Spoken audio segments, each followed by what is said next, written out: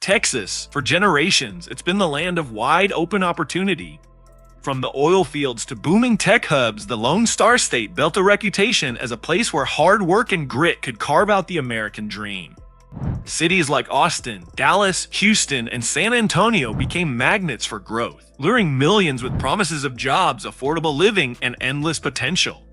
But today, that dream is colliding with a harsh new reality. Drive down certain streets in 2025, and you'll see it clearly. Endless rows of tents, blue tarps tied to chain link fences, makeshift shacks under freeway bridges, shopping carts piled high with possessions, encampments stretching for blocks. The image is jarring. Texas, once seen as a land of prosperity, now facing a homelessness crisis, spilling out onto the streets in ways many never imagined. Why are tents taking over Texas's streets? How did it get this bad? And what does it say about the future of America's fastest growing state? Let's break it down. Number 1, the perfect storm.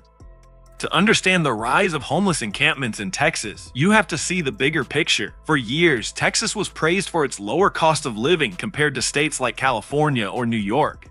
Families moved here in droves to escape skyrocketing housing costs elsewhere. Tech workers from Silicon Valley relocated to Austin. Oil and gas industries brought workers to Houston.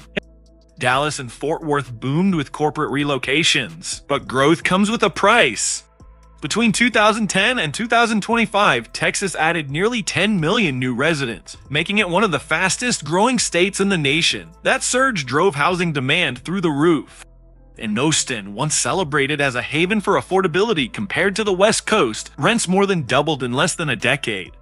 Small bungalows that once rented for $900 a month now command over $2,500. In Dallas and Houston, where sprawling suburbs once promised affordable homes, supply simply couldn't keep pace with demand.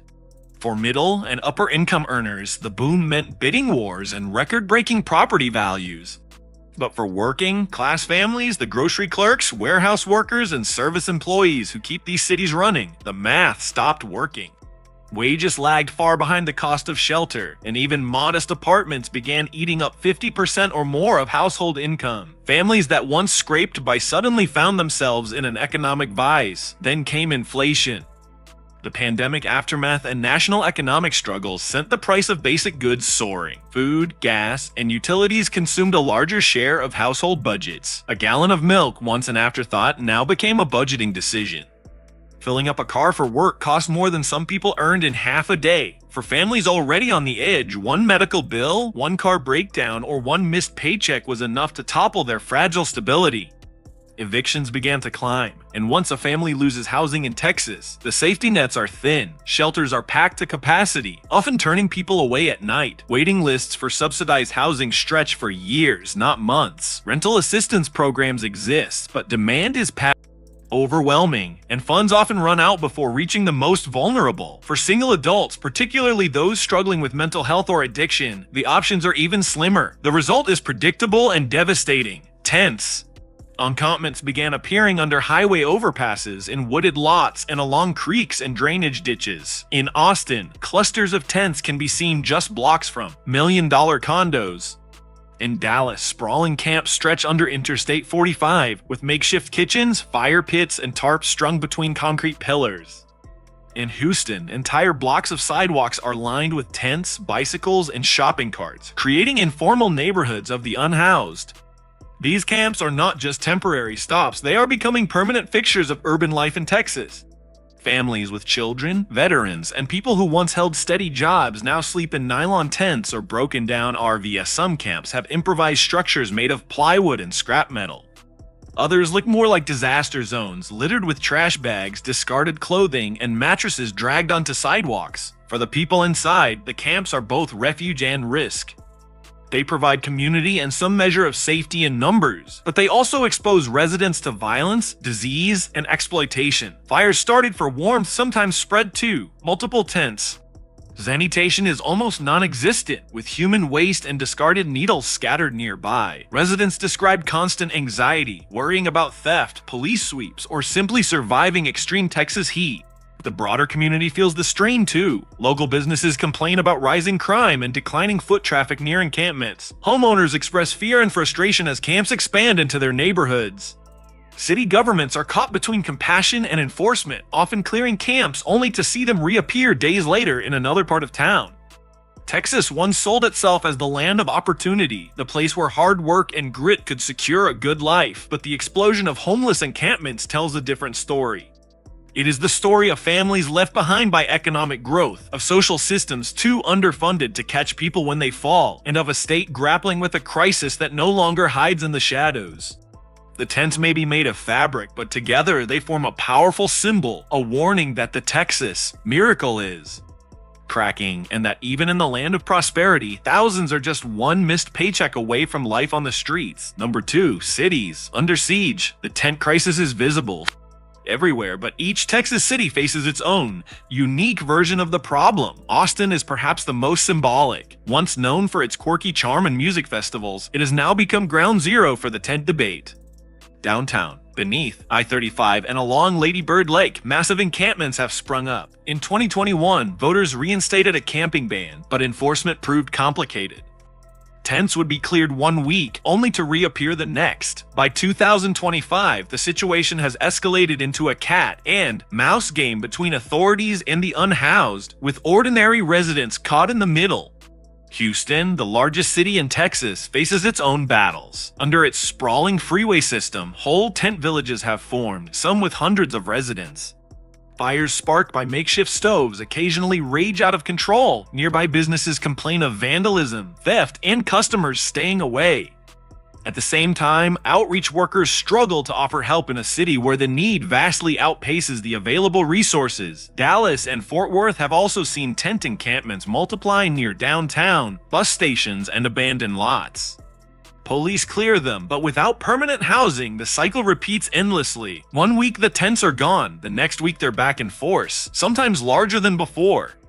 The pattern is clear. No matter the city, Texas neighborhoods are grappling with tents becoming a semi-permanent fixture of urban life. Number 3, what life is like inside a tent. For many Texans, the sight of tents is a reminder of failure. But inside those tents are people with stories. Veterans suffering from PTSD, young workers priced out of housing, families who lost everything in a medical crisis, and individuals battling untreated addiction. Conditions in the encampments are grim. There's little access to running water, sanitation, or electricity. Trash piles up, attracting rats. Diseases spread quickly in cramped conditions. Heat waves, which Texas is famous for, turn tents into ovens. In the winter, cold snaps can be deadly. Many resort to using candles or propane heaters inside. Tents fires that often spread with devastating consequences. Safety is also a major concern. Women in encampments face high risks of assault. Drug overdoses are common, with fentanyl now ravaging Texas just as it has devastated other states. For residents in nearby neighborhoods, this creates tension. They worry about crime and property damage, while also grappling with sympathy for people trapped in tents. Number 4, the politics of tents. The tent crisis has become one of the most polarizing issues in Texas politics. On one side, some argue that homelessness is primarily a humanitarian issue, that the state must expand housing programs, build more shelters, and address root causes like mental illness and drug addiction. On the other side, critics see the encampments as public safety hazards that ruin communities and demand strict enforcement of camping bans. In Austin, the back and forth over camping laws has turned into political warfare. Business owners demand clean streets, activists demand compassion and housing-first policies. City leaders are caught between two opposing pressures. Meanwhile, state lawmakers in the capital have introduced legislation to crack down on public camping across Texas, threatening to withhold funds from cities that don't enforce bans. This clash between local autonomy and state mandates has turned the tents into symbols of a larger struggle over governance, freedom, and responsibility. Number 5, the economic drain. Beyond politics, the tents carry a heavy financial cost. Every encampment requires constant intervention. Police calls, emergency medical services, fire department responses, sanitation crews, and court proceedings. Cities spend millions each year simply managing the crisis without solving it. Tourism suffers too. Visitors arriving for conventions or concerts are shocked by the scale of street homelessness. Videos posted online spread rapidly, shaping the world's perception of Texas cities. Businesses near encampments lose customers, employees feel unsafe, and entire districts risk decline. Perhaps most devastating is the effect on housing markets. When tents line residential neighborhoods, property values drop. Families who worked their whole lives to buy homes now watch their investment erode. This creates resentment and anger, fueling political division. Number 6. Stories from the front lines. To really grasp the crisis, we must hear from the people living it. Take Mark, a 42-year-old former oil worker in Houston. When oil prices crashed, he lost his job. Unable to keep up with rent, he wound up on the streets. "I never thought I'd be here," he says, pointing to the blue tent he calls home. "I had a house, a family, a career." Then it all unraveled. Or Vanessa, a single mother in Austin who left an abusive relationship only to find shelters full. She and her 2 children sleep in a tent along the river. "I'm not here because I want to be," she explains. "I'm here because there's nowhere else to go." These stories complicate the narrative. While some see tents as symbols of decay, others see them as symbols of survival, a last refuge for people with no options left. Number 7. Attempts at solutions. Texas has tried different approaches, but none have fully worked. Some cities embrace the housing first model, which prioritizes getting people into permanent housing before tackling other issues like employment or addiction. Houston, for example, has been praised nationally for reducing chronic homelessness through large-scale housing programs. Yet even there, the progress has slowed as demand skyrockets and affordable housing supply can't keep up. Other cities experiment with tiny home villages or sanctioned campgrounds, places where tents or small shelters are allowed in designated areas, with security, sanitation, and support services. These projects provide temporary relief, but often face backlash from neighbors and limited funding. Law enforcement crackdowns are another common tool. Cities conduct sweeps, dismantling encampments, and disposing of belongings. But without long-term housing solutions, the encampments simply pop up somewhere else, frustrating both residents and the unhoused. Number 8. Why Texas is different. The tent explosion in Texas also reveals something unique about the state. Unlike California, where homelessness has long been concentrated in urban centers, Texas is experiencing it as a rapidly emerging crisis in cities that once prided themselves on affordability. The contrast between the booming economy and the growing tent cities is stark. Texas is home to some of the wealthiest companies and fastest growing industries in the world. Skyscrapers rise in downtown Austin as tents multiply beneath them. Oil fortunes are made in Houston while encampments spread under its bridges.